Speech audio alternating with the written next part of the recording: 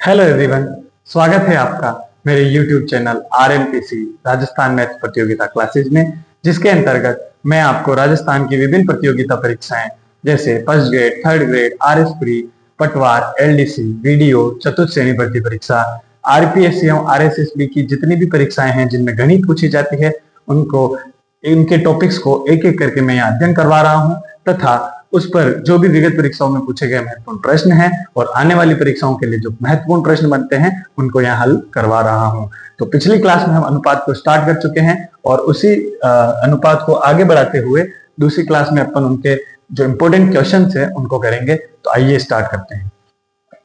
यदि ए की आई बी की आई से 3/5 गुना है तथा सी की आई बी की आई से 6/5 गुना है तो सी की आई का ए की आई से अनुपात होगा। सीधा सीधा जो दे रखा है वो लिखते जाओ। प्रश्नों को हल करने का एक ही तरीका है, जो दे रखा है उसको लिखते जाओ।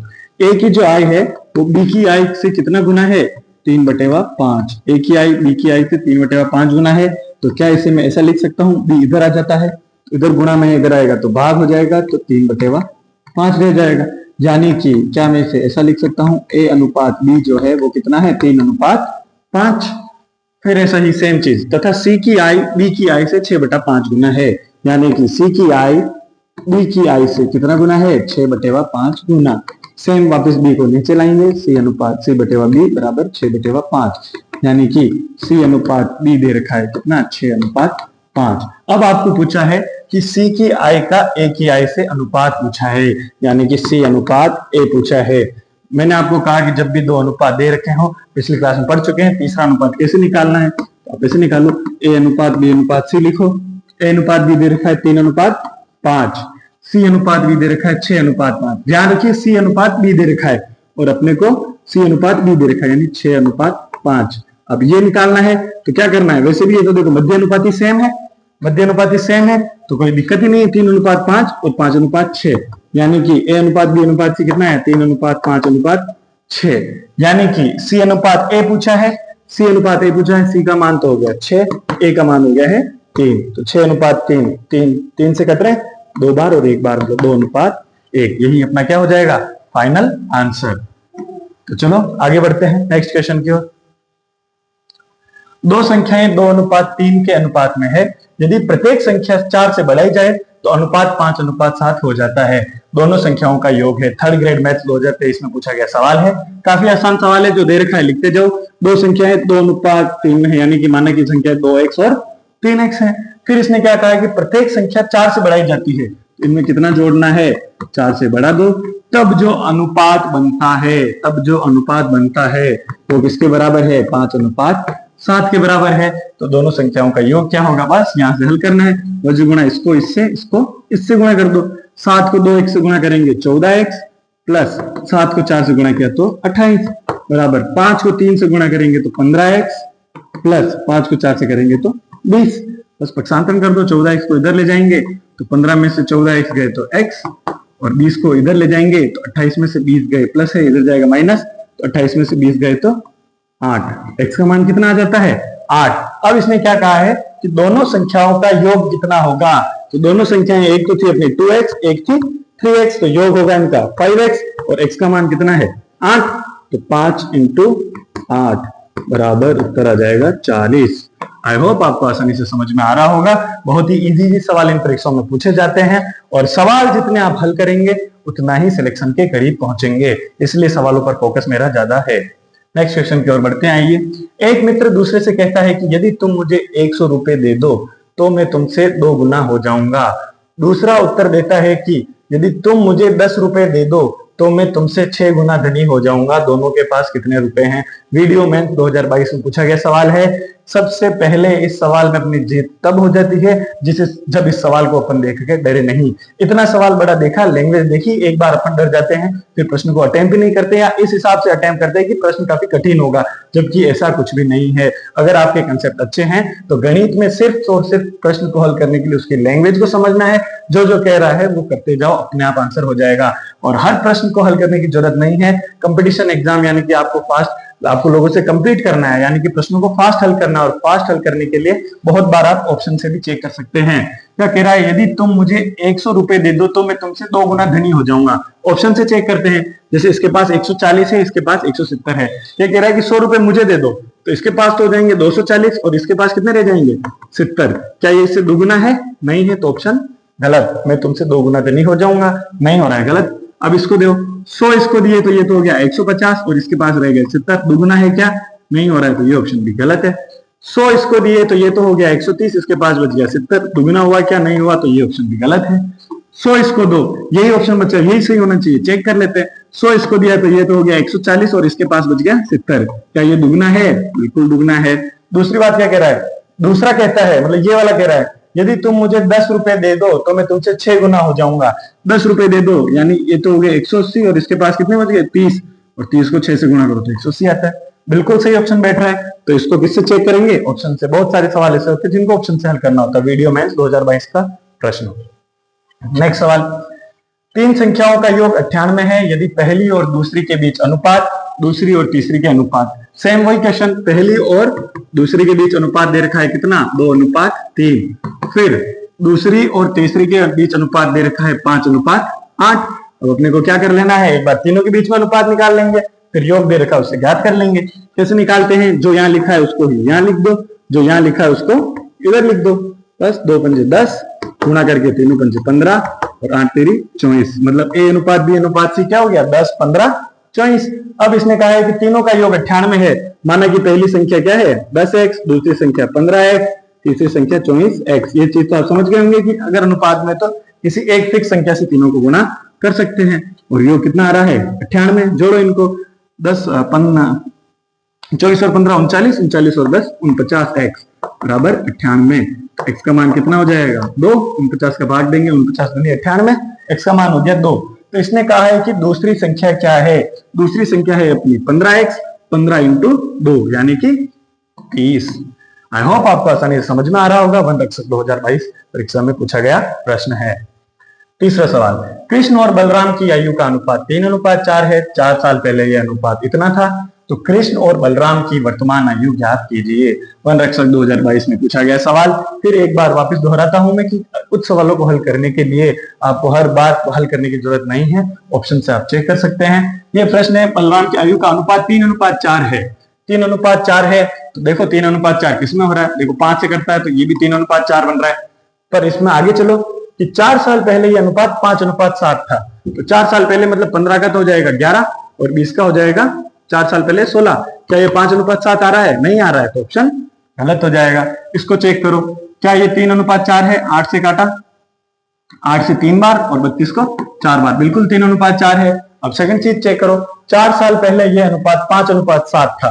4 साल पहले यानी 24 में से 4 गए तो 20, 32 में से 4 गए तो 28। क्या ये किसी से कट रहे हैं? बिल्कुल 4 से कट रहे हैं। 5:7 बिल्कुल था कि नहीं था? तो चुटकियों में ये सवाल हल हो जाते हैं। दोनों जो ऑप्शन पूरा जिस लैंग्वेज से सेटिस्फाई हो रहा है वही अपना क्या हो जाएगा? आंसर। ये अपना क्या हो जाएगा? उत्तर। बाकी का आप चेक भी करेंगे तो गलत ही होंगे। ठीक है, नेक्स्ट सवाल की ओर बढ़ते हैं। यदि 5 केले व 4 सेबों का मूल्य 3 केले व 7 सेबों के मूल्य के बराबर हो तो 1 केले तथा 1 सेब के मूल्य का अनुपात होगा। नीट L2 2022 में पूछा गया, बहुत ही आसान सा सवाल है। इसमें इन सवालों में क्या करना है कि माना कि 1 केले का मूल्य ज्ञात कर लो। 1 केले का मूल्य लिख लो, कितना है? माना कि x, और इसी प्रकार 1 सेब का मूल्य भी लिख लो, कितना है? y। अपने को पूछा क्या? 1 केले और 1 सेब के मूल्य का अनुपात, यानी कि अपने को पूछा है x/y या फिर x अनुपात y पूछा है। अब इसने क्या कहा है? 5 केले और 4 सेब का मूल्य। 1 केले का अगर x है तो 5 किलो का मूल्य कितना होगा? 5x। वही बात, 1 पेन के रुपए 2 है तो 5 पेन के रुपए कितने होंगे? 10। 5 दूनी 10, गुणा कर देते हैं। 4 सेबों का मूल्य, 1 सेब का मूल्य y है तो 4 सेबों का मूल्य कितना होगा? 4y। अभी कह रहा है इन दोनों का जो मूल्य है वो किसके बराबर है? 3 किलो और 7 सेब। 1 केले का x है तो 3 किलो का 3x, और 7 1 सेब का y है तो 7 सेब का 7y, और ये दोनों क्या है? बराबर है। बस इसको हल कर लो, x इधर आ जाएगा, x वालों को एक तरफ, y वालों को एक तरफ। 5x प्लस का 3x आएगा तो माइनस का 3x, 7y 4y इधर आएगा तो माइनस का 4y, 2x बराबर 3y। और अपने को ज्ञात क्या करना है? x अनुपात y, x/y, y इधर आ गया और 2 को इधर ले लो तो 3/2। अनुपात क्या हो जाएगा? 3:2। बहुत ही आसान सा सवाल है, इतना अपन ने लिखा इसलिए लगाया, बाकी चुटकियों में यह हल हो जाते हैं। नेक्स्ट सवाल की ओर बढ़ते हैं। यदि एक अनुपात 5:7 का परपद 35 है तो उसके पूर्व पद क्या होगा। देखो इसमें बस ये सवाल मैं इसलिए बता रहा हूं क्योंकि लैंग्वेज से अपने को कंफ्यूज नहीं होना। पूर्व पद यानी ये, परपद यानी ये, बस बहुत आसान सवाल है। पहला पद तो हो गया जैसे 5x, दूसरा x हो गया 7x। अब इसने कहा परपद 35 है यानी कि 7x का मान कितना है 35, तो x का मान आ जाएगा 7 का इधर भाग होगा 35/7 यानी कि 5। तो इसने पूछा है कि पूर्व पद या प्रथम पद क्या होगा, तो 5x है तो 5 × 5 कितना हो जाएगा 25। बहुत ही आसान सा सवाल है, रीट L1 2022 में पूछा गया है प्रश्न है। नेक्स्ट सवाल की ओर बढ़ते हैं। एक कक्षा में लड़कों की संख्या लड़कियों की संख्या से 10% अधिक है, लड़कों और लड़कों की संख्या का अनुपात है। देखो प्रोटेक्शन ऑफिसर 2023 में पूछा गया सवाल है। जब भी आपके सामने प्रतिशत का कोई सवाल आए, जब भी प्रतिशत का सवाल आए तो आप क्या करना है कि इतना बढ़ाया है उतना घटाया है, क्या करना है, मान लो कि प्रतिशत बढ़ाने से पहले 100 था, क्या था 100। क्यों, क्योंकि प्रतिशत का मतलब होता है प्रत्येक 100 पर, प्रत्येक 100 पर, प्रत्येक 100 पर 10 बढ़ा रहा है, यानी कि 10 अधिक है 100 पे कितना बढ़ाया है 10, यानी कि अब कितना हो गया है 110। इससे क्या होता है, आसानी हो जाती है किसी सवाल को हल करने के लिए। अब ये कहता है कि उसमें 25% की कमी की जाती है, तो माना कि पहले 100 था तो 25% की कमी की जाती है, मतलब अब कितना हो गया 100 में से 25 कम हो गए 75। 25% यानी कि 25% यानी प्रत्येक 100 पर, प्रत्येक 100 पर 25 की कमी हुई तो हो गया कितना 75। अब कभी सवाल में आ जाए कि 12.5% की वृद्धि की जाती है, तो पहले मान लो 100 था, फिर कितना हो जाएगा 12.5 की वृद्धि की जाती है तो 112.5, बस जोड़ना है, इतना आसान सा कंसेप्ट है। अब ये क्या कह रहा है कि लड़कों और लड़कियों का अनुपात निकालना है, बॉयज और गर्ल्स का।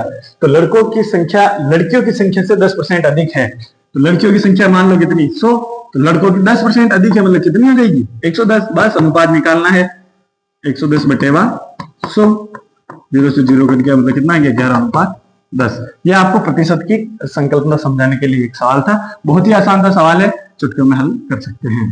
नेक्स्ट सवाल की ओर बढ़ते हैं।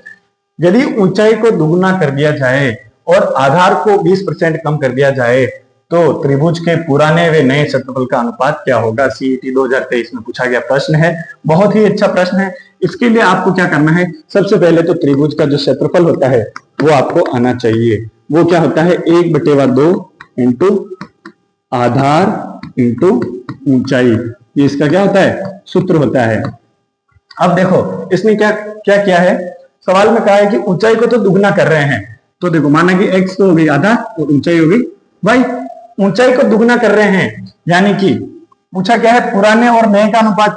ऊपर तो लिखना है पुराना, पुराना मतलब ये ऊपर पुराना लिखेंगे, नीचे क्या लिखना है नया।